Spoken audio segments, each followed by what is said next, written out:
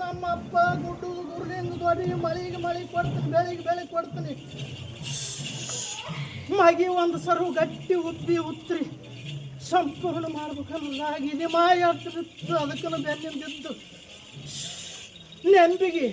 ನೆಂಬಿಗಿಟ್ಟು ನಡೆದ್ರೆ ಬೇಡಿದಾಗ ಮಳಿ ಕೊಡ್ತೀನಿ ಅಂತಾನೆ ನಿಮ್ಮ ಅಪ್ಪ. ನೆಂಬಿಗೆ ಮಾಡಿದ್ರು ಆಸ್ತಿ ತೆಪ್ಪಿದ್ದಲ್ಲ ಅಂತ ನಗಲ